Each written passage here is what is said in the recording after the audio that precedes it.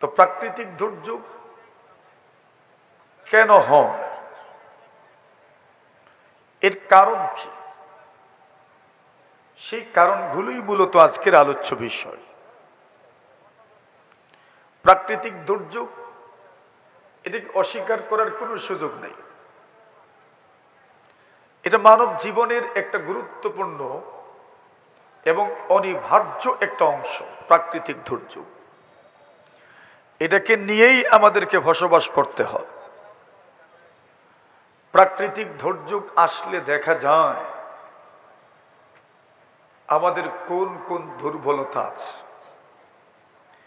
এই আধুনিকতার যুগেও, তথ্য প্রযুক্তির উৎকর্ষতার যুগে বিভিন্ন মহামারী, দুর্যোগ, বিপর্যয় যখন আমাদের ঘাড়ে পতিত হয়, আমাদের দুয়ারে কড়া নাড়ে, তখন আমাদের অসহায়ত্ব আর দুর্বলতা আর অক্ষমতা সবার সামনে প্রস্ফুটিত হয়, ঠিক না?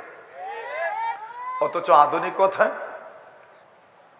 তথ্য প্রযুক্তির উৎকর্ষতায় আমরা কত উপরে উঠে গিয়েছি। দুনিয়ার অবস্থা কেমন, যে দুনিয়ার অবস্থা এমন, তথ্য প্রযুক্তির উৎকর্ষতার কারণে আমরা এখন ধারণা করতে বসেছিলাম যে আমাদের তো আর ক্ষতি করার মতো শক্তি সামর্থ্য আর কারো নাই। এটাই আমরা মনে করছিলাম।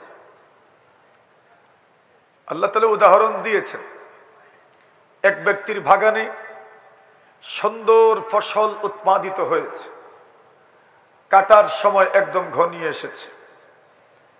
আল্লাহর বান্দা ফসলের চতুর্পাশে ঘুরে আর বলে, ওয়াজান্না আহলুহা, আল্লাহ বলছেন এই ফসলওয়ালা মনে করে আর তো একদিন অথবা কয়েক ঘন্টার ভিতরেই আমি এই ফসল আমার ঘরে উঠায় নিব।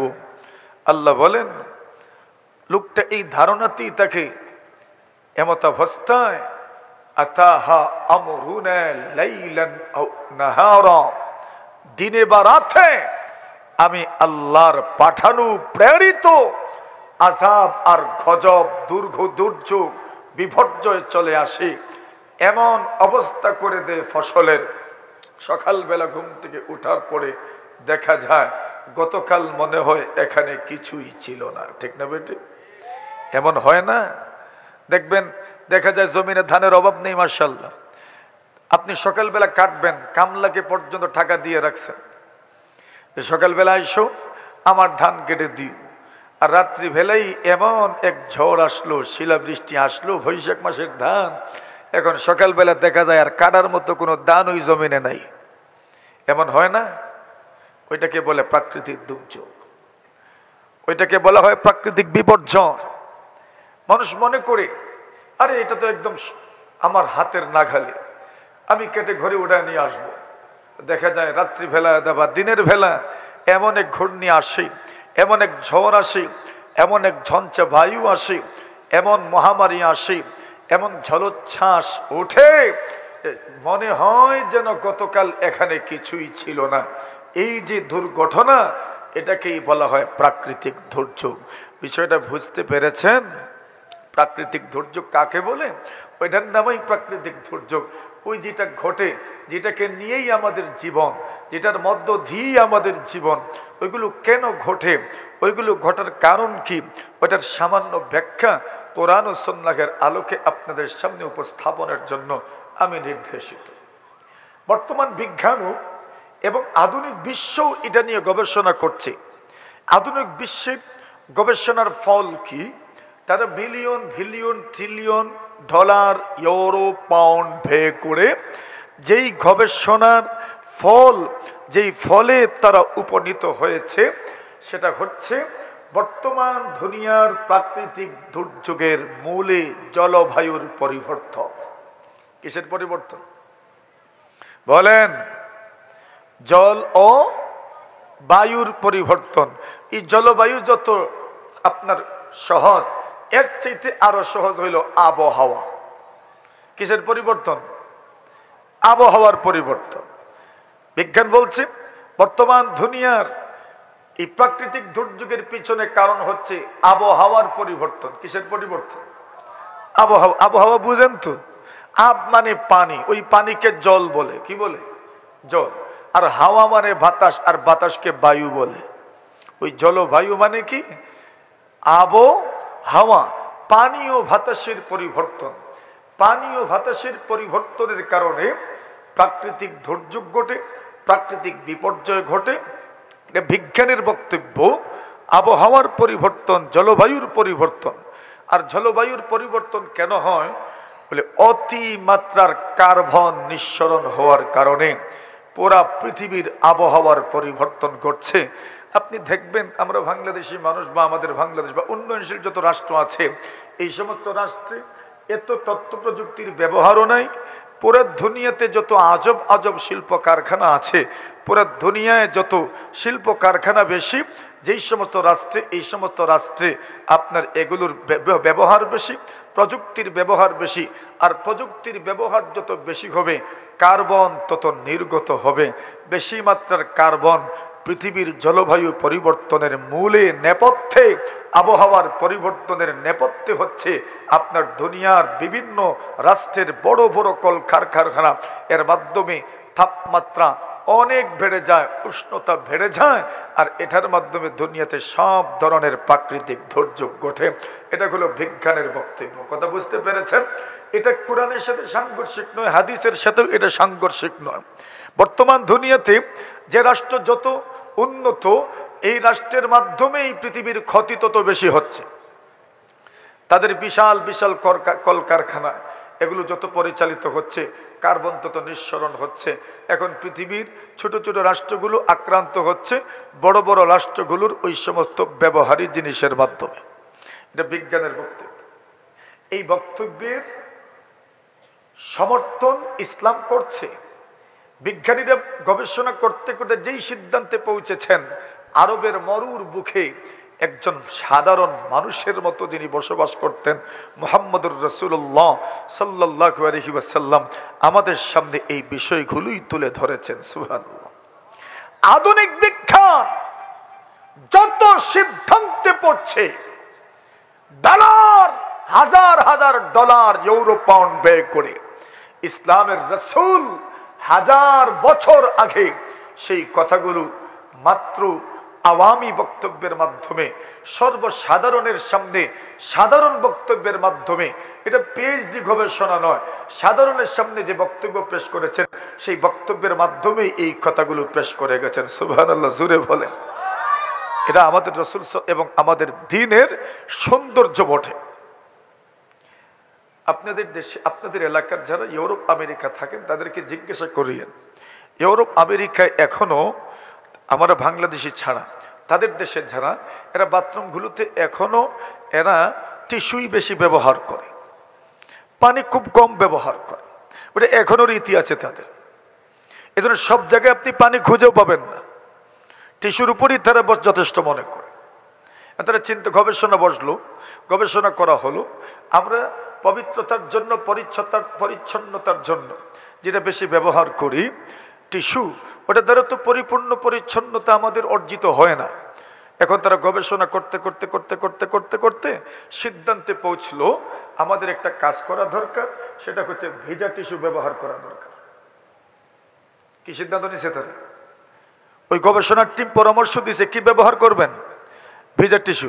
পানি বলে না, আরে ভিজা টিস্যু তো পানি। ওই ভিজা টিস্যু ব্যবহার করার কথা বলছে, পানি বলছে না। কেন? পানি বললে যে ইসলামের প্রমোট হয়ে যাবে। সুবহানাল্লাহ বল। ইসলাম তো বলছে পানি ব্যবহার করার কথা, তো যদি সরাসরি পানি বলে তো এটা ইসলামের প্রমোট হয়ে যাবে, মুহাম্মদুর রাসূল সাল্লাল্লাহু আলাইহি ওয়াসাল্লামের বক্তব্যকে সমর্থন করা হয়ে যাবে। এজন্য তারা পানি না বলে কি বলছে? ভিজা টিস্যু ব্যবহার করে। রাসূলুল্লাহ সাল্লাল্লাহু আলাইহি ওয়াসাল্লাম এই কথাই বলছেন। আম্মা জান আয়েশা সিদ্দিকা রাদিয়াল্লাহু তাআলা আনহা, ওনার সামনে যারা পড়ার জন্য আসতেন, মহিলারা আসতেন, এদেরকে উনি বলতেন, মুরনা আজওয়াজাকুন্না আইয়াস্তাতিবু বিল মা, তোমরা তোমাদের স্বামীদেরকে বলো এরা যেন পানীয় ব্যবহার করে।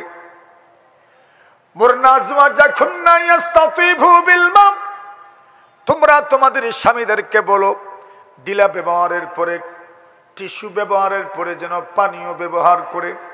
ফাইন্নী আস্তাহয়িহি, আমি পুরুষদেরকে সরাসরি ওই কথা বলতে লজ্জাবোধ করি, এই জন্য তোমরাই বলবা। মুহতারাম হাজিরিনে কেরাম, আল্লাহ পরওয়ারদিগারে আলম পুরা পৃথিবীর এত দুর্যোগ, এত বিপর্যয়, এত দুর্গতির এর পিছনে কারণ কি আল্লাহ তাআলা বয়ান করছেন, বর্ণনা করছেন। যাহারাল ফাসাদু ফিল বাররি ওয়াল বাহর বিমা কাসাবাত আইদিন নাস। আল্লাহ বলেন প্রাকৃতিক দুর্যোগের কারণ কি? আল্লাহ পরওয়ারদিগারে আলম বলেন যাহারাল ফাসাদু ফিল বাররি ওয়াল বাহর, স্থলে এবং জলে যত দুর্যোগ, যত বিপর্যয় ঘটেছে এগুলো সব মানুষের হাতের কামাই। বিমা কাসাবাত আইদিন নাস, মানুষের কৃতকর্মের ফল, মানুষের হাতের কামাই। আল্লাহর বক্তব্য, পৃথিবী সৃষ্টিত করেছেন আল্লাহ তাআলা, উনি জানেন পৃথিবী কেমনে সুন্দর থাকবে, পৃথিবীর শৃঙ্খলা কেমনে অটুট থাকবে, পৃথিবীর সব প্রবাহ কেমনে সুন্দর থাকবে তা তো আল্লাহরই জানা আছে। পৃথিবী সৃষ্টি করেছেন কে? জোরে বলেন। আল্লাহই তো সৃষ্টি করেছেন। আসমান সৃষ্টি করেছেন আল্লাহ, জমিন সৃষ্টি করেছেন আল্লাহ, সাগর সৃষ্টি করেছেন আল্লাহ, নদীও তো আমরা কেউ খনন করি নাই, মরু নদী তো আমরা কেউ কোনোদিন খনন করি নাই, ওইটাও তো দিয়েছেন আল্লাহ, পাহাড় দিয়েছেন আল্লাহ, আল্লাহ তাআলা বৃক্ষ তরুলতা সব গাছপাত সবকিছুই তো আল্লাহ পরওয়ারদিগারে আলম দিলেন, সবকিছু দিলেন আল্লাহ। এই জন্য আল্লাহ পরওয়ারদিগারে আলম জানেন ওই পৃথিবীটা কেমনে ঠিক রাখবেন। আল্লাহ এই পুরাটা পৃথিবী একটা মহাশূন্য, এই মহাশূন্যের মধ্যে আমাদের দুনিয়াটাও টিকে আছে। অন্যান্য গ্রহ যেমন মহাশূন্যের মধ্যে দুদুল্যমান লটকানো আছে, আমাদের ওই পুরাটা পৃথিবীও মহাশূন্যের একটা গ্রহের মতো। যেমন ভাবে অন্যান্য গ্রহগুলোর কোনো খুঁটি নাই, কোনো পিলার নাই, আল্লাহর জমিনটা টিকে আছে, ওইটারও কোনো খুঁটি আর পিলার চোখে দেখা যায় না, দৃশ্যমান কোনো খুঁটি নাই, দৃশ্যমান কোনো পিলার নাই। এরপর আসমানও টিকে আছে, জমিনও টিকে আছে। আল্লাহু আকবার। আল্লাহ রাসূল সাল্লাল্লাহু আলাইহি ওয়াসাল্লাম বলেন পুরোটা জমিন পানির উপরে, শুধু জমিন পানির উপরে নয়, ওয়া কানা আরশুহু আলাল মা, আল্লাহর আরশ কানা তো পানির উপরে। জোরে বলেন সুবহানাল্লাহ। এবার পানির থেকে কত দুর্যোগ তৈরি হয়, কত বিপর্যয় সৃষ্টি হয়। পানি তো এমন এক ধাতুর নাম, এমন এক জিনিসের নাম যে জিনিসটা তো নড়াচড়া করে, স্থিতিশীলতা নাই, পানির নিজের স্থিতিশীলতা নাই। পানির উপরে যদি আপনি দাঁড়াইতে চান তো দাঁড়াতে পারবেন না। পানির উপরে যদি কোনো জিনিস থাকে ওই জিনিসটাও স্থিতিশীল থাকে না, এক জায়গায় থাকে না। নৌকা স্থিতিশীল থাকে না, বুড়াটাও স্থিতিশীল থাকে না, ডেকটাও স্থিতিশীল থাকে না। যা পানির উপর দিবেন সবটাই কিন্তু নড়াচড়া করে, এক জায়গা থেকে আরেক জায়গা যায়, এক জায়গা থেকে আরেক জায়গায় যায়।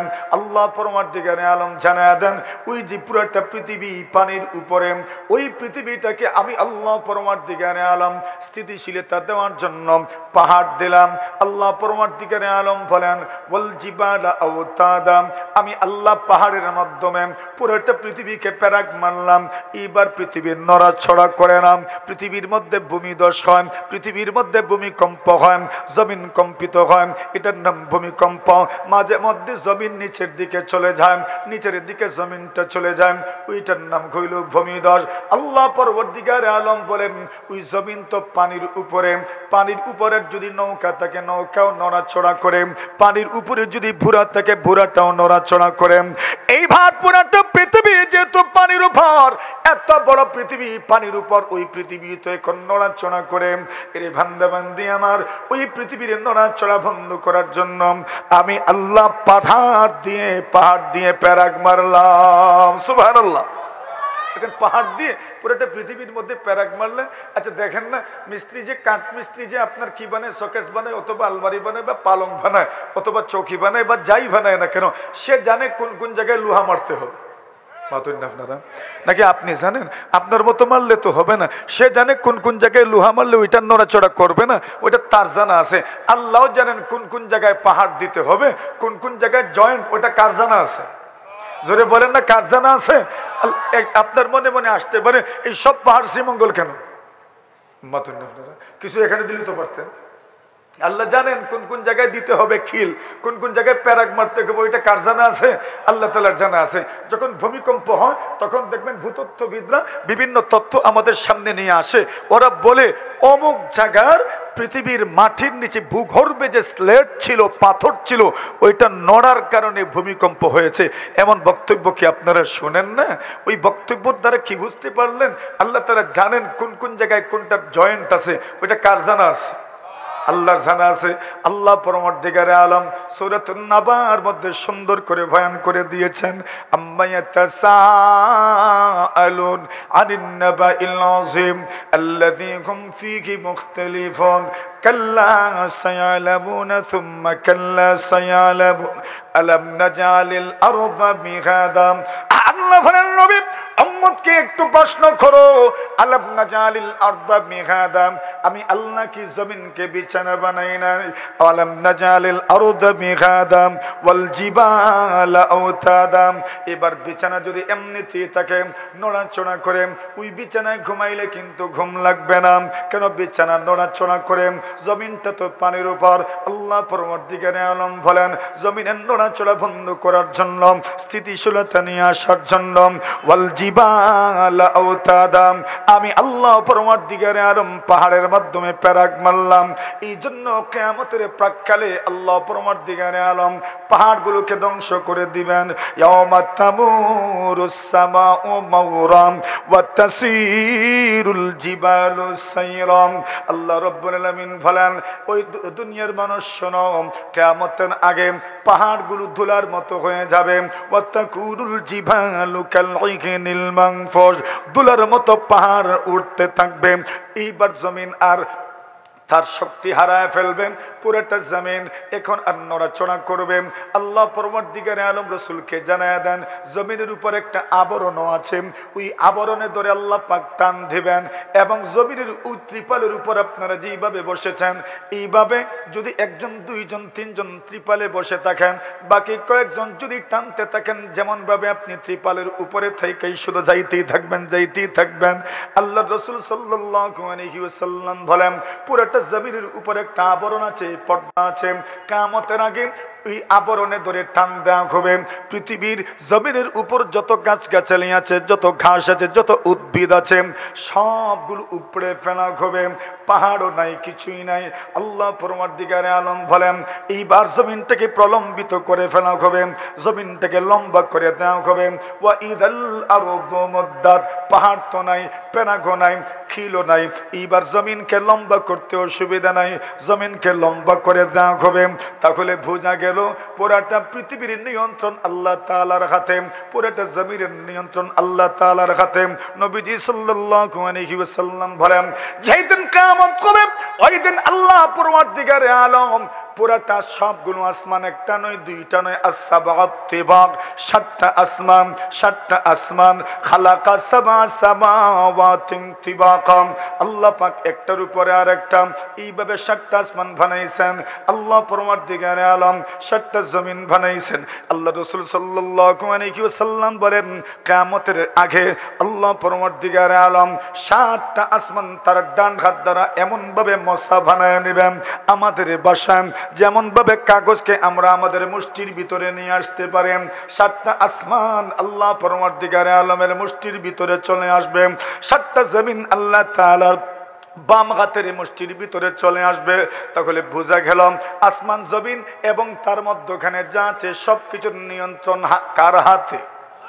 জোরে বলেন, জোরে বলেন, কার হাতের নিয়ন্ত্রণ?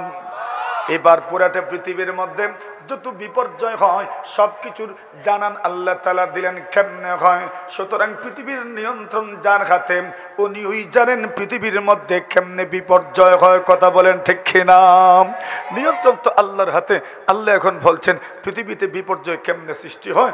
যাহারাল ফাসাদু ফিল বাররি ওয়াল বাহর বিমা কাসাবাত আইদিন নাস। আল্লাহর জমিনে জলে স্থলে যত দুর্যোগ, যত বিপর্যয় সংগঠিত হয়েছে, বিমা কাসাবাত আইদিন নাস, এই সবগুলো কেন? বলে মানুষের হাতের কামাই, মানুষের কৃতকর্মের ফল। মানুষের কৃতকর্মের ফল, মানুষের কাজের কারণে পৃথিবীর মধ্যে দুর্যোগ সৃষ্টি হয়। এবার আসে বিজ্ঞানের কথার সাথে ওই কথাটাকে একটু যুক্ত করেন। বিজ্ঞান বলছে জলবায়ুর পরিবর্তন, আবহাওয়ার পরিবর্তন করলো কে? বলে মানুষের কাজের কারণেই আবহাওয়ার পরিবর্তন হলো, মানুষের গতিমতির কারণে আবহাওয়ার পরিবর্তন হয়েছে, মানুষের আপনার স্বেচ্ছাচারিতার কারণে আবহাওয়ার পরিবর্তন হয়েছে, মানুষের লাগামহীন ক্রিয়াকর্মের কারণে আবহাওয়ার পরিবর্তন হয়েছে, মানুষের উচ্চাভিলাষী হওয়ার কারণে যে যার মতো করে পৃথিবীর নিয়ন্ত্রণ নিজের হাতে নিতে চাচ্ছে। এই পরমাণুর কারণে পৃথিবীর আপনার পানি দূষিত হচ্ছে, বাতাস দূষিত হচ্ছে। এরাও তো মানুষ, যারা পরমাণু বোমা আবিষ্কার করেন, এরা তো মানুষ, এরা তো জিন্নাত নয়, এরা তো ফেরেশতা নয়, এরাও তো মানুষ। তাহলে পরমাণুর কারণে পানি দূষিত হয়, পরমাণুর কারণে আপনার এই দুনিয়ার বাতাস দূষিত হয়, তাহলে জল দূষিত হয়, বায়ু দূষিত হয়। কেন দূষিত হয়? বলে পরমাণুর কারণে, পরমাণু বোমার কারণে জল দূষিত হয়, বায়ু দূষিত হয়, পানি দূষিত হয়, আপনার এই দুনিয়াতে বাতাস দূষিত হয়। এটাও তো মানুষের হাতের কামাই, এটাও তো মানুষের কারণে হয়, এটাও তো মানুষের কৃতকর্মের ফল। তো আল্লাহ বলছেন মানুষের কৃতকর্মের কারণে পৃথিবীর মধ্যে বিপর্যয় ঘটে। বিজ্ঞানও বলছে জলবায়ুর পরিবর্তনে পৃথিবীর মধ্যে বিপর্যয় ঘটে। জলবায়ুর পরিবর্তন ঘটে কেমনে? বলে জলবায়ুর পরিবর্তন ঘটে এই দুনিয়াতে কার্বন নিঃসরণের কারণে, এটাও মানুষের হাতের কামাই। জলবায়ুর পরিবর্তন ঘটে কেন ঘটে? বলে পরমাণুর কারণে, এটাও তো মানুষের হাতের কামাই। তো আল্লাহ যেটা বলছেন, বিজ্ঞান 1000 বছর পরে এসে সেই কথার স্বীকৃতি দিয়েছে। কথা বলেন ঠিক কিনা? তাহলে প্রাকৃতিক দুর্যোগের কারণ কি? বলে বিজ্ঞানও বলছে মানুষের হাতের কামাই। আল্লাহর বক্তব্য হচ্ছে মানুষেরই হাতের কামাই। যাহারাল ফাসাদু ফিল বাররি ওয়াল বাহর বিমা কাসাবাত আইদিন নাস। বর্তমান দুনিয়াতে বড় যত সুপার পাওয়াররা আছে, যত পরাশক্তি আছে, এদের কি পরমাণু নাই? পুরো দুনিয়াতে দেখবেন এই পরমাণুকে ইস্যু করে এক দেশের উপর আপনার বয়কট আরোপ করা হচ্ছে, ওই দেশকে যে কোনো ভাবে অর্থনৈতিকভাবে বয়কট করা হচ্ছে। এখন পুরোটা দুনিয়াতেই পরমাণুর খেলা। কিসের খেলা? আরে জোরে কোন কিসের খেলা? এখন পরমাণুর খেলা চলছে। কে পরমাণু শক্তিধর রাষ্ট্র যেগুলো, এগুলোকে দুনিয়া হিসাবে নেয়, আর যারা পরমাণু শক্তিধর নয় এদেরকে মানুষ এখন শক্তি আপনার হিসাবে নেয় না। দুনিয়াতেই তো এখন পরমাণু নির্ভর, অণু যন্ত্র নির্ভর। তাহলে দুনিয়া সমস্ত পরাশক্তি যারা আছে, এরাই তো পুরোটা দুনিয়ার জন্য ক্ষতির কারণ হয়ে দাঁড়াচ্ছে। আশীর্বাদ নয়, বরং ক্ষতির কারণ হয়ে দাঁড়িয়েছে। ঠিক কিনা? তাহলে প্রাকৃতিক দুর্যোগের কারণ কি? প্রাকৃতিক দুর্যোগের কারণ জলবায়ুর পরিবর্তন। তোমাদের বক্তব্য মতো তো জলবায়ুর পরিবর্তন কেমনে হয়? বলে জলবায়ুর পরিবর্তন তো হয় পরমাণু আপনার ব্যবহারের কারণে। আর ওইটা ব্যবহার করে কারা? বাংলাদেশের কি আর পরমাণু আছে? জোরে কোন? তো আমরা কি এর জন্য দোষী? তো দূষিত কারা? যাদের পরমাণু আছে। এটার ব্যবহারের কারণেই তো সবকিছু পরিবর্তন হয়। আপনি তো জানেন না যে এই দুনিয়াতে যত কিছু আছে এগুলোর কত ক্রিয়া প্রতিক্রিয়া আছে। সব জিনিসের ক্রিয়াও আছে, প্রতিক্রিয়াও আছে। এটা একটা সহজে আমি বোঝাই। আপনাদের মসজিদে এখন টাইলস আছে, আর আগে এক সময় টাইলস ছিল না। ওই সময় টাইলস না থাকলে মুরা গোসানি যাইতো। আপনারা খুব ভালো করে মুরা গোসানি যাইতো। এখন টাইলস হয়েছে, মুরা গোসানি যায়। ওইটা ক্রিয়ার প্রতিক্রিয়া। এখন সুন্দর হয়েছে ঠিক, আধুনিক হয়েছে ঠিক, কিন্তু এখন মুরা গোসানি যায় না। ওই মুরা গোসাই তৈলে যাওয়া লাগে এমন এক জায়গায় যেখানে টাইলস নাই। মাতুন না? তাহলে ক্রিয়া প্রতিক্রিয়া সবকিছু আছে। আল্লাহ বলছেন যাহারাল ফাসাদু ফিল বাররি ওয়াল বাহর বিমা কাসাবাত আইদিন নাস। আসেন আরেকটু সামনে যাই। এখন আপনি এই দুনিয়াতে যত কিছু ঘটে, প্রাকৃতিক দুর্যোগ বলতে কি বুঝে এটাও আমরা বুঝলাম, আমরা অনুভব করতে পারলাম। প্রাকৃতিক দুর্যোগ বলতে কি, কেন প্রাকৃতিক দুর্যোগ সংগঠিত হয়, এর একটা কোরআনী ব্যাখ্যা আমরা পেলাম, বিজ্ঞানী ব্যাখ্যাও পেলাম। দুটোটার সাথে কোনো সংঘর্ষ নাই, দুটোটাই একই ধরনের, একই ধাঁচের ব্যাখ্যা। আসেন এখন প্রাকৃতিক দুর্যোগের কিছু রকম আমাদের জানার দরকার। প্রাকৃতিক দুর্যোগ বলতে আমাদের জানাশোনার মধ্যে কি আছে? যেমন প্রাকৃতিক দুর্যোগের মধ্যে একটা হলো আপনার এই দুনিয়াতে ঝড় হবে। কি হবে? ঝড় আসেনি? ওই যে মাঝে মধ্যে বৃষ্টি দে, ঝড় দে, তুফান দে। ঝড়ও প্রাকৃতিক দুর্যোগের অন্তর্ভুক্ত, তুফানও প্রাকৃতিক দুর্যোগের অন্তর্ভুক্ত। এই দুনিয়াতে নিচের থেকে পানি উঠে, এটাকে জলোচ্ছ্বাস বলে। সাগর থেকে পানি উঠে, নদীর থেকে পানি উঠে, এটাকে জলোচ্ছ্বাস বলে। কোনো সময় এটাকে বিভিন্ন নাম দেওয়া হয়। এটাকে সিডন নাম দেওয়া হয়, সুনামি নাম দেওয়া হয়, কোনো সময় নার্গিস নাম দেওয়া হয়, কোনো সময় আপনার কর্ণফুলীয় নাম দেওয়া হয়, আরো বিভিন্ন নাম দেওয়া হয় এগুলোকে। ওই যে গত কয়েকদিন আগে একটা গেল, ওইটার নাম কি ছিল? আমপাল না, আমপাল ছিল। কি ছিল? আমপাল ছিল। এই যে বিভিন্ন নাম দেওয়া হয়, এগুলো জলোচ্ছ্বাস থেকে, সাগর থেকে যে জলোচ্ছ্বাস ওঠে, নিচের থেকে যেটা ওঠে ওইটা। আল্লাহ তাআলা বলছেন এটাও একটা প্রাকৃতিক দুর্যোগের অন্তর্ভুক্ত। গণ্যেন, একটা হলো ঝড়, একটা হলো তুফান। তুফানের মধ্যে বিভিন্নতা আছে। একটা হলো খুব ঠান্ডা বাতাস, আরেকটা হচ্ছে খুব আপনার জোরালু বাতাস, একটা হচ্ছে ঘূর্ণিঝড়, একটা হচ্ছে শিলাবৃষ্টি, একটা হচ্ছে অগ্নিবৃষ্টি। এটাও প্রাকৃতিক দুর্যোগের অন্তর্ভুক্ত। বর্তমান দুনিয়াতে অগ্নিকাণ্ড ঘটছে। আমেরিকার ক্যালিফোর্নিয়া, এটা আগুনে জ্বলছে, দাবানল চলছে, এটা অগ্নিকাণ্ড, এটাও প্রাকৃতিক দুর্যোগের অন্তর্ভুক্ত। জলোচ্ছ্বাস প্রাকৃতিক দুর্যোগের অন্তর্ভুক্ত, ঝড় প্রাকৃতিক দুর্যোগের অন্তর্ভুক্ত, বন্যা ফ্লাড এটা প্রাকৃতিক দুর্যোগের অন্তর্ভুক্ত, অতিবৃষ্টি প্রাকৃতিক দুর্যোগের অন্তর্ভুক্ত, অনাবৃষ্টি প্রাকৃতিক দুর্যোগের অন্তর্ভুক্ত। আমরার ভাষায় খরা, এটা প্রাকৃতিক দুর্যোগের অন্তর্ভুক্ত। এই যা আছে সবগুলো প্রাকৃতিক দুর্যোগের অন্তর্ভুক্ত। বলেন তো এই সবগুলোর সাথে আমাদের পরিচয় আছে না নাই? এখন প্রাকৃতিক দুর্যোগ চিনছেন নি আপনারা? আপনারা মনে মনে ভাবছিলেন প্রাকৃতিক দুর্যোগ বলতে আল্লাহ জানে কি, ওই যেটা আমরা জীবনে দেখি ওইটার নাম হয় প্রাকৃতিক দুর্যোগ। এটা কোনো গাছের গুড়া না যে ওইটা আপনি চিনবেন আর আপনি চিনবেন না, যেটার সাথে আমরা সকলেই পরিচিত আছি। আচ্ছা বলেন তো এই যে প্রাকৃতিক দুর্যোগ দুনিয়াতে ঘটে, ওইটাকে টলানোর মতো কোনো ক্ষমতা দুনিয়ার মানুষের আছে কি? তাহলে এখন আমরা যারা বলি এই দুর্যোগের মোকাবেলা করতে হবে, পারবেন তো মোকাবেলা করতে? কথা বলেন, ওটা কি সরাইতে পারবেন? আপনি টলাইতে পারবেন? তো প্রাকৃতিক দুর্যোগের মোকাবেলা আপনি করবেন কিভাবে? মোকাবেলা শব্দ ব্যবহার করা অনুচিত, ওটা ব্যবহার করিয়েন না। প্রাকৃতিক দুর্যোগ যেটা ঘটার ওইটা ঘটতেই থাকবে, ওইটার মোকাবেলা আপনি কোনোভাবেই করতে পারবেন না। আসেন নবী আকরাম সাল্লাল্লাহু আলাইহি ওয়াসাল্লামের এক হাদিস থেকে প্রাকৃতিক দুর্যোগের অবস্থানটা কি, ওটার মূল্যায়ন আল্লাহ কি রকম মূল্যায়ন করেন। বড় বড় দার্শনিকরা, আম্বিয়া এবং রসুলরা প্রাকৃতিক দুর্যোগের কি মূল্যায়ন করেছেন? বলছেন প্রাকৃতিক দুর্যোগ আল্লাহর সেনাবাহিনীর এক সৈন্য দল। সুবহানাল্লাহ বলেন, কথা বুঝেন নাই? আল্লাহর ফোর্সের মধ্য থেকে এক ফোর্স হচ্ছে প্রাকৃতিক দুর্যোগ। আমাদের দেশে ফোর্স আছে, নৌবাহিনী আছে, বিমান বাহিনী আছে, সেনাবাহিনী আছে, পুলিশ ফোর্স আছে, র্যাব আছে, আনসার আছে, আরো কত কিছু আছে। তো আল্লাহ তাআলার ফোর্সের মধ্য থেকে এটা একটা ফোর্স। ওটা কি বলে? ওইটা হলো প্রাকৃতিক দুর্যোগ। এর মাধ্যমে আল্লাহ তাআলা বড় বড় বড় বড় শক্তিশালী জাতিকে সাইজ করছেন। সুবহানাল্লাহ বলেন। তো ফোর্স তো এই কারণে সাইজ করার জন্যই তো এরা জুনুদুল্লাহ। প্রাকৃতিক দুর্যোগ এটা আল্লাহর সৈন্য দলের অন্তর্ভুক্ত, এটা ফোর্স, আল্লাহর বাহিনী। আল্লাহ ওই বাহিনীর মাধ্যমে কত বড় বড় জাতিকে সাইজ করছেন, এটার হিসাব নেই। কোরআনে মাজিদের মধ্যে ওই বড় বড় জাতির কথা আল্লাহ পাক উল্লেখ করেছেন। 6 জাতিকে আল্লাহ পাক প্রাকৃতিক দুর্যোগ দিয়ে ধ্বংস করেছেন। ওই 6 জাতির চাইতে বড় কোনো জাতি দুনিয়াতে ছিল না। এত বড় বড় শক্তিশালী জাতি ছিল ওরা। দুনিয়াতে এমন কিছু তাদের হাত ছাড়া ছিল এমন নয়, সবকিছুই তাদের নখদর্পণে ছিল। নির্মাণ শিল্প তাদের নখদর্পণে ছিল, স্থাপত্য শিল্প তাদের নখদর্পণে ছিল, শিল্প কলকারখানা তাদের আপনার নখদর্পণে ছিল, দুনিয়ার ক্ষমতা তাদের নখদর্পণে ছিল। ছিল নাকি তাদের হাতে? সব ছিল তাদের হাতে, কিন্তু আল্লাহ তাদেরকে ধ্বংস করে দিয়েছেন বাতাসের মাধ্যমে। আল্লাহ তাদেরকে ধ্বংস করে দিয়েছেন ঘূর্ণিঝড়ের মাধ্যমে। আল্লাহ তাদেরকে ধ্বংস করে দিয়েছেন ঝড়ের মাধ্যমে, তুফানের মাধ্যমে। এগুলো জুনদুম মিন জুনুদিল্লাহ, আল্লাহ তাআলার বাহিনীর অন্তর্ভুক্ত। এই বাহিনীর মাধ্যমে বড় বড় নাফরমান জাতিকে আল্লাহ যুগে যুগে সাইজ করেছেন, ঠিক না?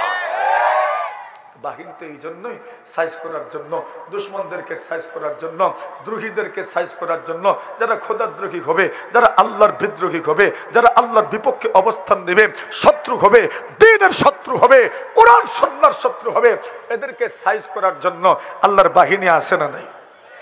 এই বাহিনীর নাম কি? জোরে কোন? প্রাকৃতিক দুর্যোগ। ওই বাহিনীর নাম কি? প্রাকৃতিক দুর্যোগ। এটা আল্লাহর বাহিনী। ওই বাহিনীর মাধ্যমে আল্লাহ তাআলা বড় বড় জাতিদেরকে সাইজ করছেন। তো আমরা বুঝতে পারলাম প্রাকৃতিক দুর্যোগের মূল্যায়ন যে এরা আল্লাহর বাহিনী, জুনদুম মিন জুনুদিল্লাহ, আল্লাহর বাহিনী। ওই বাহিনীর মাধ্যমে আল্লাহ তাআলা বড় বড় আল্লাহ তাআলা জাতিদেরকে সাইজ করেছেন। কেমনে সাইজ করছেন? এর দুই একটা উদাহরণ শোনার দরকার আসেনি মনে করেন? জোরে কোন? আচ্ছা, আপনাদের জানা মতে বলেন তো, এই দুনিয়াতে একটা উন্নত জাতি, শক্তিশালী জাতি, খুব বেশি শক্তি তাদের ছিল, খুব বেশি প্রভাব ছিল, খুব বেশি প্রতিপত্তি ছিল, এমন একটা জাতির যদি নাম আপনাদেরকে প্রশ্ন করা হয়, বলেন তো কোন জাতির নাম বলবেন? বলেন, হ্যাঁ বলেন, বলেন কি? আজ জাতি আর সামুদ জাতি। আরে বাপরে বাপ, তো আজ দেখছেন নি, ওয়াজটা এমনিতেই বুঝে, মাশাআল্লাহ। আজ জাতি, পৃথিবীর ইতিহাসে আজ জাতি এত শক্তিশালী ছিল, এত সামুদ জাতি এত শক্তিশালী ছিল, যাদের কথা আল্লাহ পরবর্তীকারে আলম কোরআনে মাজিদের মধ্যে বয়ান করছেন। আল্লাহ তাআলা বলেন, ওয়া আম্মা আদুন ফাউহলিকু বিরিহিন সারসারিন আতিয়াম সাখখারাহা আলাইহিম সাবআ লায়ালিন ওয়া সামানিয়াতা আইয়াম حسوما فترى القوم فيها صرعا كأنهم أعجاز نخل خاوية। আল্লাহ পরবর্তীকারে আলম বলেন, আজ জাতিকে আল্লাহ পরবর্তীকারে আলম ধ্বংস করে দিয়েছেন। সূরাতুল ফজরের মধ্যে আল্লাহ পরবর্তীকারে আলম কসম করলেন, ওয়াল ফজর ওয়া লায়ালিন আশর, ফজরের কসম করলেন, সুপ্রভাতের কসম করলেন, ফজরের নামাজের আল্লাহ কসম করলেন, ওয়া লায়ালিন আশর, জিলহজ মাসের 10 রাতের কসম আল্লাহ করলেন, ওয়াশ-শাফঈ ওয়াল ওয়াতর, জুরের কসম করলেন, বেজুরের কসম করলেন, ওয়াল লাইলি ইযা ইয়াস, রাতের কসম করলেন। কসম করতে করতে গিয়ে আল্লাহ পাক এরপরে বলেন, ইন্না রাব্বাকা লাবিল মিরসাদ। ওগো নবীজি, আপনি উম্মতদেরকে জানায় দিবেন, পৃথিবীর মানুষদেরকে জানায় দিবেন, ইন্না রাব্বাকা লাবিল মিরসাদ। আল্লাহ উৎপেতে আছেন, আল্লাহ আপনার গতিবিধি লক্ষ্য করছেন। আলাম ইয়ালাম বিআন্নাল্লাহা ইয়ারাম, মানুষ কি জানে না আল্লাহ যে মানুষকে দেখেন? মানুষ কি জানে না আল্লাহ পাক রব্বুল আলামিন যে মানুষকে দেখেন? ইন্না রাব্বাকা লাবিল মিরসাদ, আমার গতিমতে, আমার গতিবিধি আল্লাহ পাক রব্বুল আলামিনের কাছে স্পষ্ট নয়, সব আল্লাহ পাক রব্বুল আলামিনের কাছে ক্লিয়ার, একদম সুস্পষ্ট আছে। এবার আল্লাহ পরবর্তীকারে আলম এক এক জাতির নাম নিয়েছেন আর বলছেন, ওদেরকে আল্লাহ পাক কি করেছেন তুমি কি দেখো নাই? আলাম তারা কাইফা ফাআলা রাব্বুকা বিআদ। আল্লাহ পরবর্তীকারে আলম বলেন, ওগো নবীজি, আপনি প্রশ্ন করে দেখো, আরবের মানুষকে প্রশ্ন করো, মক্কার মানুষকে প্রশ্ন করো, পুরো দুনিয়ার মানুষকে প্রশ্ন করো। আলাম তারা কাইফা ফাআলা রাব্বুকা বিআদ ইরাম যাতিল ইমাদ আল্লাতী লাম ইউখলাক মিসলুহা ফিল বিলাদ।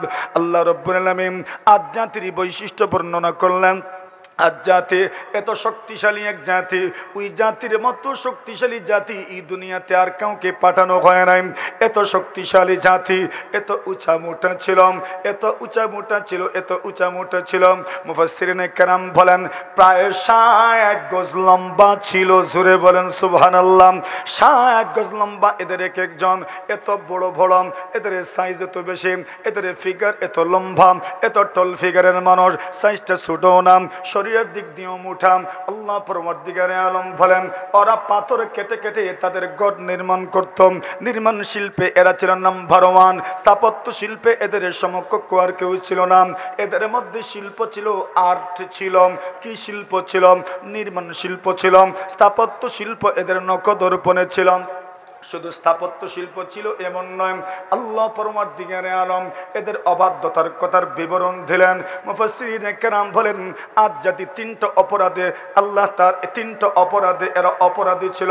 1 নম্বর অপরাধ হলো আল্লাহ মানে নাই, এরা শিরিক করত, শিরকের গুনাহে এরা লিপ্ত ছিল, শিরকের অপরাধে এরা লিপ্ত ছিল। 2 নম্বর অপরাধ হলো এরা প্রতি মুড়ে মুড়ে এরা মূর্তি নির্মাণ করার চেষ্টা করতাম। প্রতিটি মুড়ে মুড়ে এরা ভাস্কর্য নির্মাণ করার চেষ্টা করতাম। প্রতিটি মুড়ে মুড়ে ভাস্কর্য নির্মাণ করার জন্য এরা চেষ্টায় থাকতাম। আল্লাহর পয়গম্বর আলাইহিস সালাতু ওয়াস সালাম আজ জাতির ওই কাজের, আল্লাহ তাআলা আজ জাতির ওই কাজের কুরআনে মাজিদের মধ্যে ওই কাজের দুষ্বর্ণনা করলেন, ওই কাজের অসারতা আল্লাহ পাক বর্ণনা করলেন।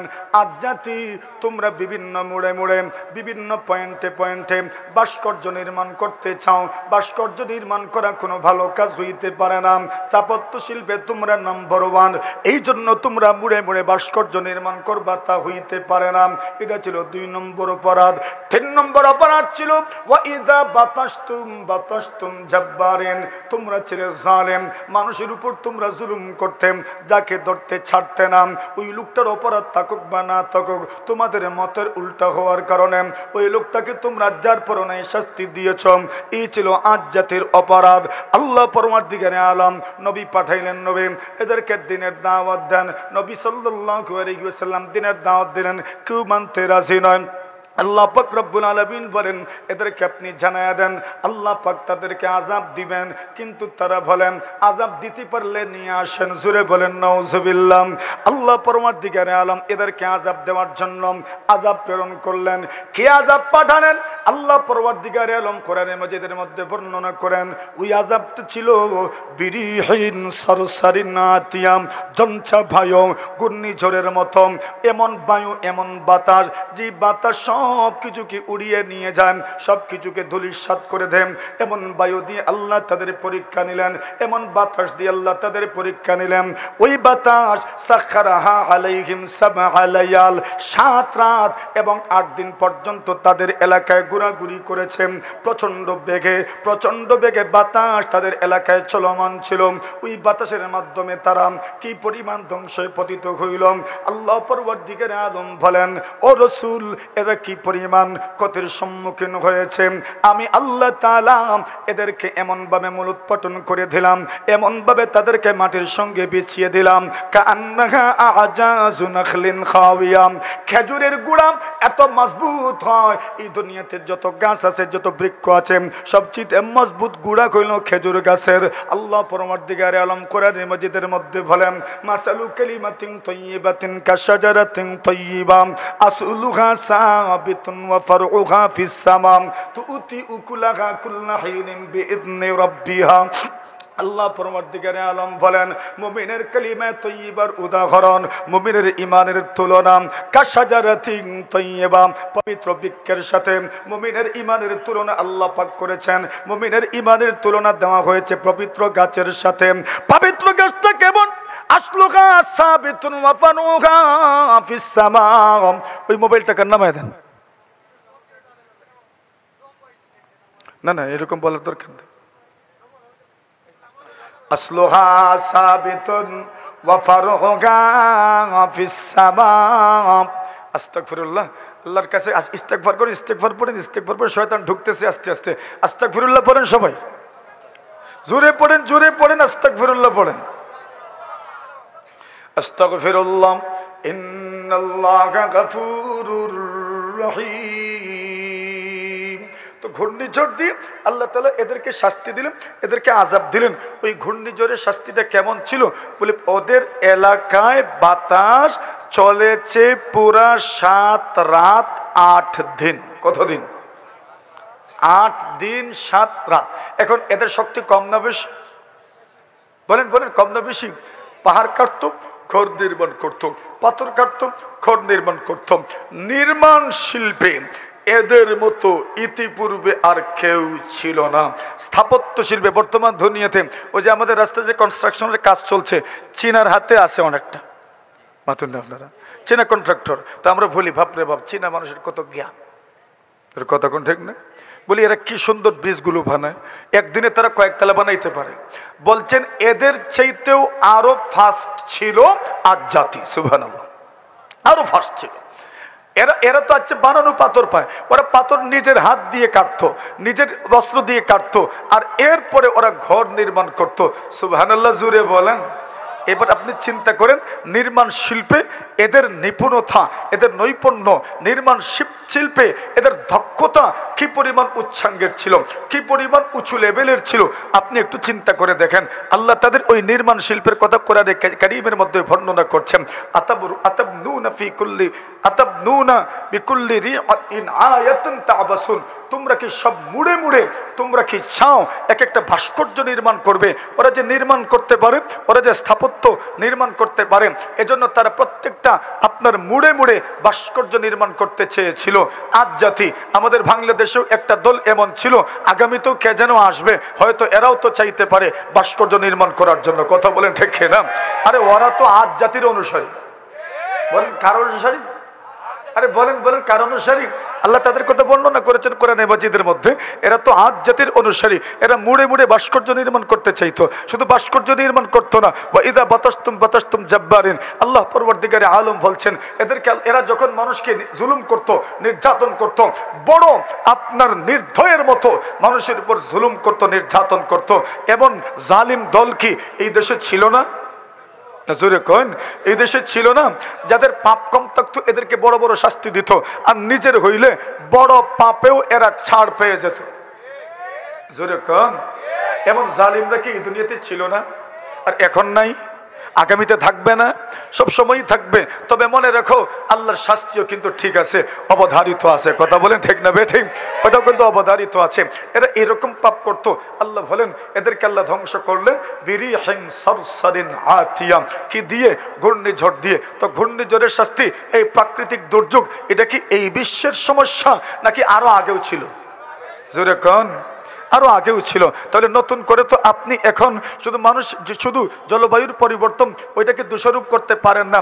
ওই যুগে তো আর জলবায়ুর পরিবর্তনের জন্য আপনার বায়ু আর পানিকে দূষিত করার এত কোনো আপনার উপলক্ষ আর আয়োজন ছিল না। তো ওই সময় ঘূর্ণিঝড় কেন ছিল? ওই সময় ঘূর্ণিঝড় কেন ছিল? যদি জলবায়ুকেই শুধু দোষারোপ করেন, তাহলে ওই সময় তো জলবায়ু পরিবর্তনের এমন কোনো উপলক্ষ ছিল না, এমন কোনো আয়োজন ছিল না, এত কার্বন তো নিঃসরণ হয় নাই। তাহলে ওই সময় ঘূর্ণিঝড় কেন হইল? তাহলে বোঝা গেল প্রাকৃতিক দুর্যোগের আরেকটা কারণ হইল মানুষের পাপ। কি বলেন? মানুষের পাপ। প্রাকৃতিক দুর্যোগের আরেকটা কারণ হইল মানুষের পাপ। বলে কেমনে? বলে জলবায়ুর পরিবর্তনের যুগে আমরা জলবায়ুকে দোষারোপ করছি এবং এটাকে রিজন এবং কারণ হিসেবে আমরা উল্লেখ করতে পারছি। কিন্তু যেই সময় জলবায়ুর পরিবর্তন হয় নাই, যেই সময় পানির পরিবর্তন হয় নাই, পানি দূষিত হয় নাই, বায়ু দূষিত হয় নাই, ওই সময় তো ঘূর্ণিঝড় হয়েছে, ওই সময় তো জলোচ্ছ্বাস হয়েছে, ওই সময় তো এইরকম আযাব সংগঠিত হয়েছে। তাহলে ওই সময়ের প্রাকৃতিক দুর্যোগের কারণ কি? ওই সময়ের প্রাকৃতিক দুর্যোগের কারণ ছিল মানুষের পাপ। কি ছিল? আরে জোরে কোন, কি ছিল? পাপ ছিল। যেমন আজ জাতিকে আল্লাহ ধ্বংস করলেন কি দিয়ে? বলে ঘূর্ণিঝড় দিয়ে, জঞ্চা বায়ু দিয়ে আল্লাহ তাদেরকে ধ্বংস করলেন। নিচের থেকে পানি উঠাইয়া ধ্বংস করেছেন এমন এক জাতির নাম বলেন কোন? না জানেন তো আপনারা? এই দেখছেন, কে বলছেন বলেন? হাত তুলেন দি। মাশাআল্লাহ, নারায়ে তাকবীর, আল্লাহু আকবার। জোরে কোন, এদেরকে পুরস্কৃত করা দরকার। নিচের থেকে পানি উঠছে আর ধ্বংস হয়েছে এমন জাতির নাম কি? নূহ আলাইহিস সালামের সম্প্রদায়, নূহ জাতি নিচের পানি দিয়ে ধ্বংস, উপর থেকেও নেমেছে, বৃষ্টিও নেমেছে, জলোচ্ছ্বাসও হয়েছে। আল্লাহ তাআলা কোরআনে মাজিদের মধ্যে বলছেন, হে রাসূল আপনি বলে দেন, কুল হুয়াল কাদির আলা আইয়াবআসা আলাইকুম আযাবাম মিন ফাওকিকুম আও মিন তাহতি আরজুলিকুম। আপনি বলে দিন আল্লাহ তাআলা ক্ষমতাবান, আল্লাহর সেই সক্ষমতা আছে, উনি চাইলে তোমাদের উপর থেকেও তোমাদেরকে আযাব দিতে পারেন, তোমাদের নিচের থেকে, তোমাদের পায়ের নিচ থেকেও আল্লাহ তোমাদেরকে শাস্তি প্রদান করতে পারেন। পায়ের নিচের শাস্তি কি? বলে পায়ের নিচের শাস্তির একটা শাস্তি হইল জলোচ্ছ্বাস হবে, নিচের থেকে পানি উঠবে। সুবহানাল্লাহ, জোরে বলেন।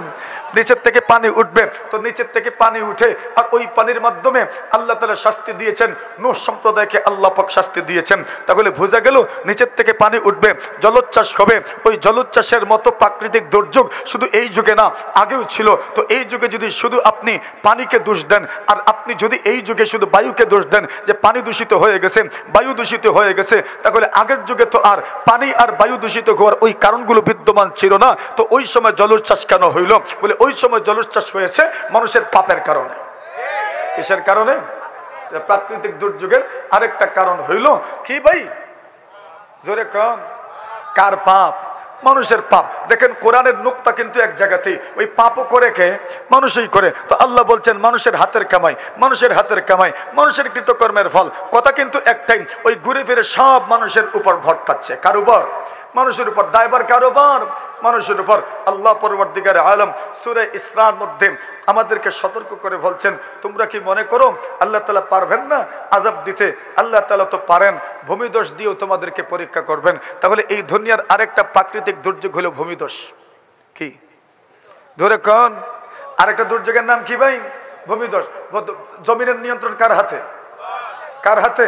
তো ভূমিদোষ কে করাইতে পারেন? জমিকে নিচের দিকে কে নিয়ে যেতে পারেন?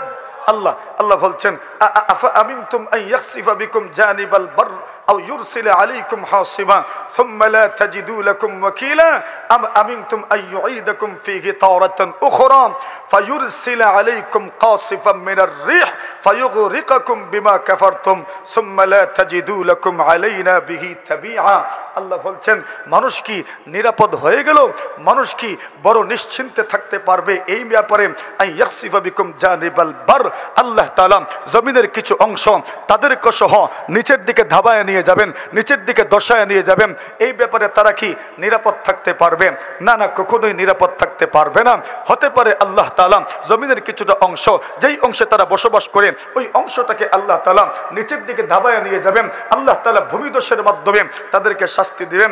অতঃপর আল্লাহ পরবর্তীকারে আলম বলেন আও ইউরসিলা আলাইকুম হাসিবা, অথবা আল্লাহ পরবর্তীকারে আলম ঘূর্ণিঝড় দিয়ে তাদেরকে শাস্তি দিবেন। ঘূর্ণিঝড় কোরআনে আসেনি? জোরে কোন আল্লাহ বলছেন ভূমিদোষ দিয়ে আল্লাহ তাদেরকে শাস্তি দিবেন। এই ব্যাপারে তারা কি নিরাপদ থাকতে পারবে? কখনোই না। আল্লাহ তাআলা তাদেরকে ঘূর্ণিঝড় দিয়ে পরীক্ষা করবেন। এই ব্যাপারে কি তারা নিরাপদ থাকতে পারবে? কখনোই থাকতে পারবে না। আল্লাহ বলেন যখন ঘূর্ণিঝড় চলে আসবে, যখন ভূমিদোষ শুরু হয়ে যাবে, সুম্মা লা তাজিদু লাকুম ওয়াকিলা, আল্লাহ বলছেন আরে তোমাদের সাহায্যকারী তোমরা কাউকে খুঁজে পাবে না। ভূমিদোষ যখন শুরু হয়ে যাবে, মোকাবেলা করার কোনো সামর্থ্য তোমাদের থাকবে না। ঘূর্ণিঝড় যখন আসবে, ওই বাতাস আমি আল্লাহর নিয়ন্ত্রণে, দুনিয়ার কোন মানুষের ক্ষমতা নয় বাতাসের গতি পরিবর্তন করা, ঠিক না? তবে হ্যাঁ, গতি পরিবর্তন হইতে পারে। ওই পরিবর্তনের একটা মাধ্যম হইল দোয়া। কি মাধ্যম? জোরে বলেন কি মাধ্যম? ইমাম বুখারী রাহমাতুল্লাহি আলাইহি বুখারী শরীফের মধ্যে এক অধ্যায় আছেন। এই অধ্যায়ের মধ্যে ক্লিয়ার আছে, ইমাম বুখারী রাহমাতুল্লাহি আলাইহি এক অধ্যায় আনছেন। সেই অধ্যায়ের সারাংশ হলো আল্লাহ তাআলা যখন কোন জাতির উপর রাগান্বিত হন, কোন জাতির উপর যখন আল্লাহ পরবর্তীকারে আলম গুসা করেন, কোন জাতির উপর যখন আল্লাহ তাআলা ক্রোধান্বিত হন, কোন জাতির উপর যখন আল্লাহর খুব ফেটে পড়ে, আল্লাহ তাআলা তখন এদেরকে বিভিন্নভাবে পরীক্ষার সম্মুখীন করেন। আল্লাহ প্রাকৃতিক দুর্যোগ দিয়ে তাদেরকে পরীক্ষা করেন। আল্লাহ রব্বুল আলামিন এদেরকে দুর্ভিক্ষ দিয়ে পরীক্ষা করেন। আল্লাহ তাআলা এদেরকে আপনার বৃষ্টি দিয়ে পরীক্ষা করেন। এটা আল্লাহর বাহিনীর অন্তর্ভুক্ত। আল্লাহ তাদেরকে শাস্তি দেন। তবে হ্যাঁ, ওই সময় যদি হক্কানি রব্বানি আল্লাহর কোনো বান্দারা থাকেন, তাহলে এদের মাধ্যমে দোয়া করার মাধ্যমে আল্লাহ তাআলা প্রাকৃতিক দুর্যোগ থেকে আল্লাহ আমাদেরকে হেফাজত করবেন। এক জুমাবারে রাসূল করিম সাল্লাল্লাহু আলাইহি ওয়াসাল্লাম জুমার নামাজ আদায় করছেন, মসজিদে নববীর মধ্যে খুতবা দিচ্ছেন।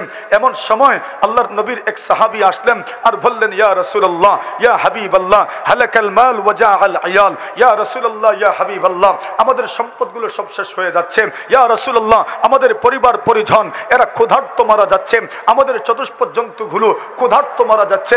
ইয়া রাসূলুল্লাহ, ইয়া হাবিবাল্লাহ, বৃষ্টি না থাকার কারণে, পানি না থাকার কারণে আমাদের জমিনে ফসল উৎপাদন হচ্ছে না, আমাদের গাছগুলো ফল দিচ্ছে না। পানি যদি না দেন তাহলে আপনার বাগানের গাছগুলোতে ফল ধরবে না। পানি যদি না থাকে আপনার জমিনে ফসল উৎপাদিত হবে না। আল্লাহর নবীর সাহাবী বললেন, ইয়া রাসূলুল্লাহ, হালাকাল মাল, সম্পদ নষ্ট হয়ে যাচ্ছে, সম্পদ নষ্ট হয়ে যাচ্ছে, সম্পদ নষ্ট হয়ে যাচ্ছে। অনাবৃষ্টির কারণে, বৃষ্টি না থাকার কারণে সম্পদ নষ্ট হয়ে যাচ্ছে। ওয়াজাআল আয়াল, ইয়া রাসূলুল্লাহ, আমার বৃষ্টি না হওয়ার কারণে, সম্পদ নষ্ট হয়ে যাওয়ার কারণে আমরা ক্ষুধার্ত থাকছি, আমাদের পেটে কিছু দিতে পারছি না, আমাদের পেটটা ভরার কোনো উপায় নাই, কোনো উপক্রম নাই। ইয়া রাসূলুল্লাহ, আল্লাহর কাছে দোয়া করেন, ফাসকিনা, আল্লাহ যেন আমাদেরকে বৃষ্টি দান করেন। নবী আকরাম সাল্লাল্লাহু আলাইহি ওয়াসাল্লাম খুতবায় থাকাকালীন সময় হাত উপরের দিকে উঠাইলেন। সাহাবায়ে কেরাম বলেন, আমরা রাসূল সাল্লাল্লাহু আলাইহি ওয়াসাল্লামের হাত উত্তোলন দেখেছি। আল্লাহর নবী সাল্লাল্লাহু আলাইহি ওয়াসাল্লাম আল্লাহর কাছে দোয়া করলেন, আল্লাহ আমাদেরকে রহমতের বৃষ্টি দান করো, আল্লাহ আমাদেরকে রহমতের বৃষ্টি দান করো। যেই সময় রাসূল দোয়া করেছেন ওই জুমআ থেকেই বৃষ্টি শুরু হয়েছে। সাহাবায়ে কেরাম বলেন ফাওয়াল্লাহি মা নারা ফিস সামাই কাযা, আল্লাহর নবীর সাহাবায়ে কেরাম বলেন আল্লাহর কসম, আল্লাহর আসমানের মধ্যে আমরা কোনো বাদল দেখি নাই, কোনো মেঘমালা দেখি নাই, কোনো আবর দেখি নাই, কোনো ছায়াবান দেখি নাই, কিন্তু আমরা যখন জুম্মা থেকে বের হচ্ছি আমরা দেখলাম হঠাৎ করে আসমানের মধ্যে মেঘমালা চলে আসলো। হঠাৎ করে আমরা লক্ষ্য করলাম আসমানের মধ্যে ছায়া আসলো, আমরা দেখলাম আসমানের মধ্যে বাদল আসলো, আসমানের মধ্যে আবর আসলো। আমরা বললাম আরে রাসূল তো দোয়া করেছেন বৃষ্টি মনে হয় নেমে যাবে। সুবহানাল্লাহি ওয়া বিহামদিহি, বৃষ্টি যে শুরু হইল এক সপ্তাহ একাধারে বৃষ্টি দিয়েছে। জোরে বলেন।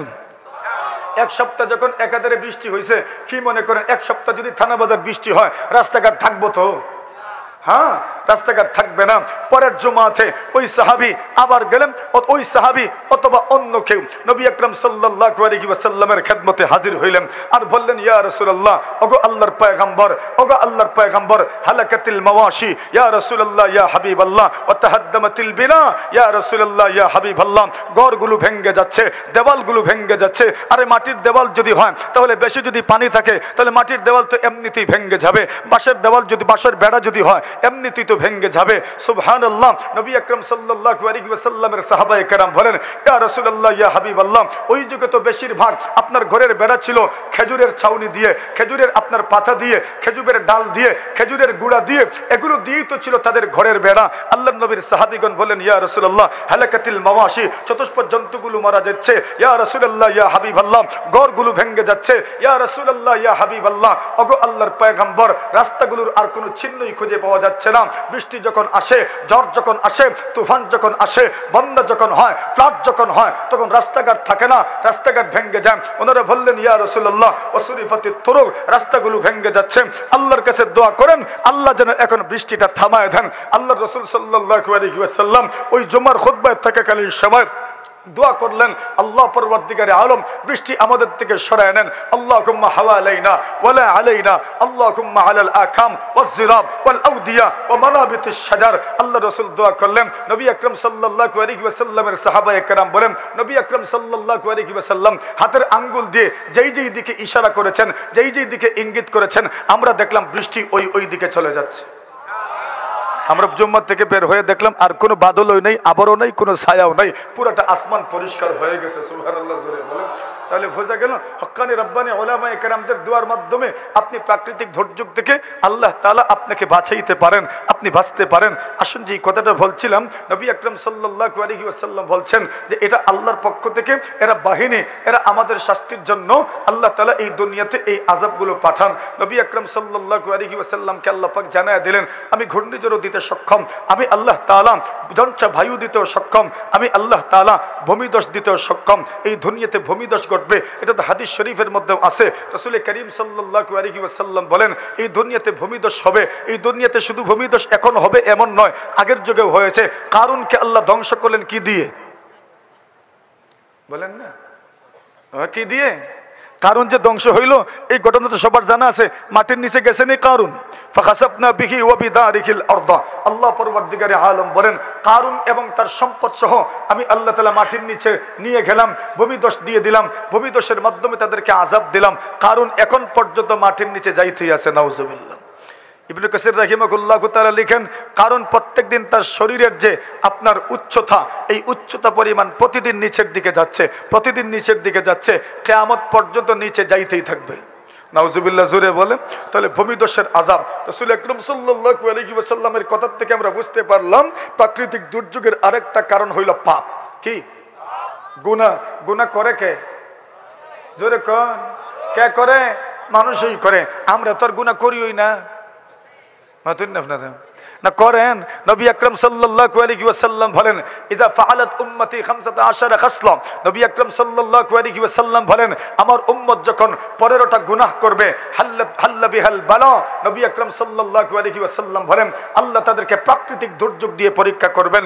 সেই অপরাধগুলোর মধ্যে একটা অপরাধ হলো ইদা তুকিদাল ফাইউ দুওয়ালা।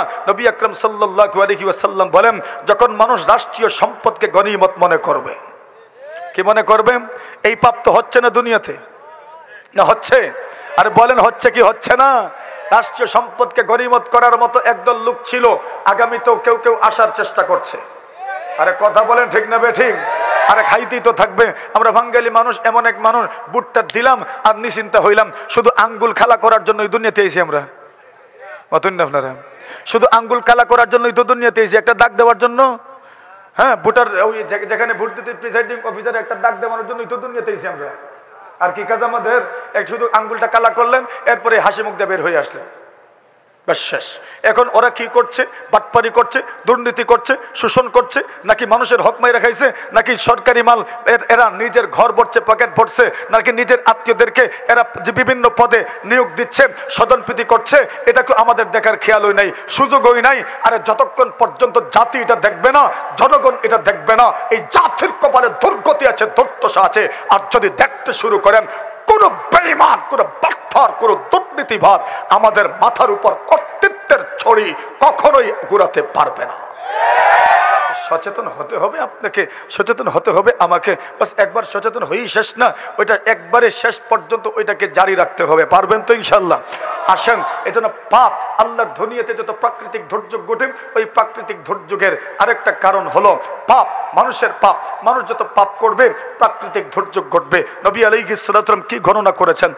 রাসূল সাল্লাল্লাহু আলাইহি ওয়াসাল্লাম বলেন, একটা হইল মানুষ রাষ্ট্রীয় সম্পদকে নিজের গনিমতের সম্পদ মনে করবে, এক। দুই নম্বর, রাসূল সাল্লাল্লাহু আলাইহি ওয়াসাল্লাম বলেন, ওয়া তুআল্লিমা লিগাইরিদ্দিন, মানুষ দ্বীনের জন্য, ইসলামের জন্য জ্ঞান অর্জন করবে না, দুনিয়া কামানোর জন্য জ্ঞান অর্জন করবে। তিন নম্বর, রাসূল সাল্লাল্লাহু আলাইহি ওয়াসাল্লাম বলেন, ওয়া যাকাতু মাগরামা, মানুষ যাকাত দিবে না। আমার ওই কথাগুলো আরেকটা হাদিস থেকে আমি বলবো, মানুষ যাকাত দিতে চাইবে না, যাকাতকে জরিমানা মনে করবে। বলেন না, এই দুনিয়াতে হজও করে মানুষ, নামাজও পড়ে, রোজাও রাখে, কালিমা শাহাদাত তার পড়েই, কিন্তু যাকাত দেয় না, এমন মানুষ দুনিয়াতে আসে না নাই? আমার তো মনে হয় প্রায় 80% মানুষ যারা নামাজ রোজা সব করে কিন্তু যাকাত দেয় না, এমন মানুষ প্রায় 80% আছে, যাকাত দেয় না। এখন রাসূল বলছেন, ওয়া যাকাতু মাগরামা, মানুষ যাকাতকে জরিমানা মনে করবে। নবী আকরাম সাল্লাল্লাহু আলাইহি ওয়াসাল্লাম বলেন, যখন মানুষ, ওয়া আক্কার রাজুলু উম্মাহু, যখন মানুষ মায়ের নাফরমানি করবে। এখন মায়ের নাফরমানি করনেওয়ালা মানুষ তো নাই দুনিয়াতে, না আছে? মায়ের নাফরমানি করে, মায়ের কথা শুনে না, মায়ের কথা শুনে না, মাকে দেখাশোনা করে না। ওয়া আক্কার রাজুলু উম্মাহু ওয়া আতাআ যাওজাতাহু, মায়ের নাফরমানি করবে, মায়ের সাথে খারাপ আচরণ করবে, আর স্ত্রীর সব কিছু করবে, স্ত্রীর কথা মতো চলবে, এমন মানুষ তো নাই ওই দুনিয়াতে, না আছে? নবীজি বলছেন, ওয়া আক্কার রাজুলু উম্মাহু ওয়া আতাআ যাওজাতাহু, মানুষ মায়ের নাফরমানি করবে এবং মানুষ নিজের স্ত্রীর কথা মতো চলবে। ওয়া আদনা সাদিকাহু ওয়া আকসা আবাহু, আল্লাহর বান্দা বন্ধুদেরকে কাছে ভিড়াবে, বাবাকে দূরে ঠেলে দিবে। নাই? বলেন নাই না আছে? বন্ধুকে নিয়ে বাজারে ঢুকবে, হোটেলে ঢুকবে, সুন্দর একটা স্ন্যাক বারে ঢুকবে, 1000 টাকা বিল উঠাবে, বিল দিতে কুণ্ঠাবোধ করবে না, বিল দিতে তার গায়ে লাগবে না, কিন্তু বাবাকে 500 টাকা দিতেও তার গায়ে লাগে। এমন মানুষ নাই দুনিয়াতে? আল্লাহ রাসূল বলছেন, ওয়া আকসা আবাহু ওয়া আদনা সাদিকাহু, বাবাকে দূরে ঠেলে দিবে, বন্ধুকে কাছে টানবে, আর ওই বন্ধুই তাকে জাহান্নামের পথ দেখাবে। ঠিক না? ওই বন্ধু তাকে জাহান্নামের পথ দেখাবে। অতঃপর রাসূল সাল্লাল্লাহু আলাইহি ওয়াসাল্লাম বলেন, ওয়া শুরিবাতিল খমর, মদ পান করা হবে। কি হবে? ওটা নাই। এরা কেন গেল? এখন তো ঠিকই তো করছে, এরা লুকোচুরি করে, চুপি চুপি এগুলো করার দরকার কি? এরা সুন্দর করে তো বিয়ে পড়াইয়া দিছে, এখন তো তারা আর কি সমস্যা কি? ঠিকই তো করছে, মনের মানুষের সাথে মিলাই দিছে। এই দুনিয়া তারা কত মানুষ আছে হয়তো যারা মনে মনে ভাবতেছে, ইস যদি আমার এরকম করে দিত।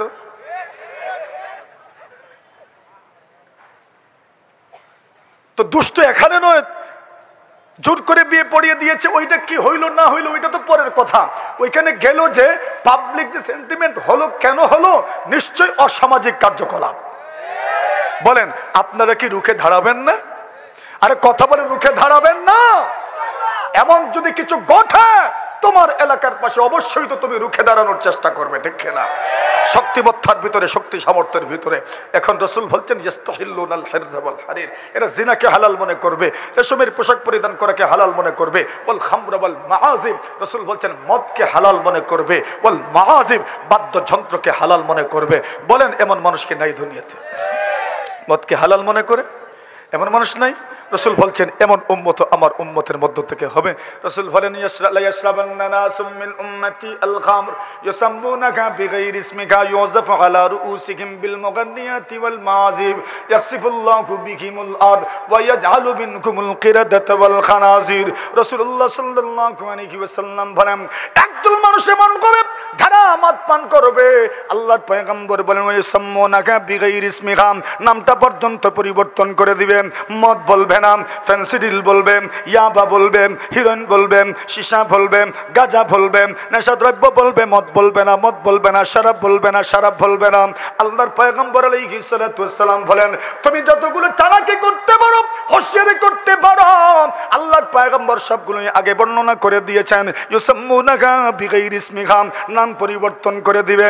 সত্যি তো নাম পরিবর্তন করে দিয়েছেন, এখন আর মদ বলে না, ইয়াবার হিরোইন বলে, ঠিক কিনা? আল্লাহ রাসূল বলেন এদের শাস্তিটা কি হবে? আচ্ছা শুধু এটাই না, এটা তো এক পাপ, আরেক পাপ হইল মদের আসর বসাবে, যাত্রা গানের আসর বসাবে, গানের আসর বসাবে, নাটকের মাধ্যমে নৃত্য পরিবেশন করা হবে, আর পান পাত্রের মাধ্যমে মদ পান করানো হবে। এটা কি হয় না? জোরে কান, ওইটাই তো হচ্ছে এখন। আল্লাহ রাসূল বলেন ইউযাফু আলা রুউসিহিম বিল মুগান্নিয়াতি ওয়াল মাআজিব। রাসূল আকরাম সাল্লাল্লাহু আলাইহি ওয়াসাল্লাম বলেন নর্তকীদের মাধ্যমে নৃত্য পরিবেশন করা হবে। আল্লাহ রাসূল বলছেন এদের শাস্তিটা কি? এদের শাস্তি হইল প্রাকৃতিক দুর্যোগের আরেকটা দুর্যোগ, ভূমিধস। কি শাস্তি? জোরে কান, ভূমিধস বুঝছেন নি? ভূমিধস মানে পাহাড় ভাঙ্গিয়া মাথাত ফড়ি যাওয়া, মাথুন না, পাহাড় ভাঙ্গিয়া গড়র সালো ফড়ি যাওয়া আর 2-4 জন মরি যাওয়া। এটা ঘটনা আপনারা পত্রিকা দেখছেন না, সোশ্যাল মিডিয়া। ওই যে গত কয়েকদিন আগে, আল্লাহ এদেরকে জান্নাত নসিব করুক, বলেন আমিন। এই যে ভূমিধসের শাস্তি, ওই ভূমিধসের শাস্তি পাপের কারণে, পাপের কারণে হয়। ইয়াকসিফুল্লাহু বিহিমুল আরদ। আল্লাহ রাসূল বলছেন আল্লাহ তাআলা এদেরকে সহ আল্লাহর জমিনকে ধসায়া দিবেন, ভূমিধসের শাস্তি দিবেন। ওয়ায়াজআলু মিনকুমুল কিরাদাতা ওয়াল খানাজির। আল্লাহ রাসূল বলছেন আরেকটা শাস্তি আল্লাহ দিবেন, এদেরকে আল্লাহ শুয়োর আর বানরে রূপান্তর করে দিবেন। জোরে কইন, কি রূপান্তর করে দিবেন? শুয়োরে আর বানরে রূপান্তর করে দিবেন। যারা মদ পান করে, হালালো মনে করে গান বাজনা নৃত্য পরিবেশন করা হয়, যাত্রা গানের আসর করে আসরে বসে, আল্লাহর রাসূল বলছেন ওয়ায়াজআলু মিনকুমুল কিরাদাতা ওয়াল খানাজির, এদেরকে শুয়োর বানরে রূপান্তর করে দিবেন। কি অর্থ? তার সুরত থাকবে মানুষের সুরত, কিন্তু তার অভ্যাস আর তার খাসলত হবে বান্দরের অভ্যাস। কি তা কইন আপনারা? একমত আসুন নি আপনারা? কিছু মানুষের অভ্যাস এটা বান্দরের চাইতে আরো খারাপ, আছে না নাই? মানুষ কয়, দেখছেন মানুষ গালিও দেয়, কই বান্দর, বান্দরি করে, কয়নি না? না, এটা কি বুঝায়? বলে এটার খাসলত। কার খাসলত? বান্দরের খাসলত। বান্দরের রাসূল বলছেন ওয়ায়াজআলু মিনকুমুল কিরাদাতা ওয়াল খানাজির। আল্লাহ অনেককে বানরের খাসলত দিবেন, আল্লাহ অনেককে শুয়োরের খাসলত দিবেন। তার রুচির দুর্ভিক্ষ হয়ে যাবে, তার রুচি ভালো থাকবে না, রুচি পচে যাবে, রুচি নষ্ট হয়ে যাবে। এই দুনিয়াতে কত মানুষের রুচি এমনিতেই নষ্ট হয়ে গেছে।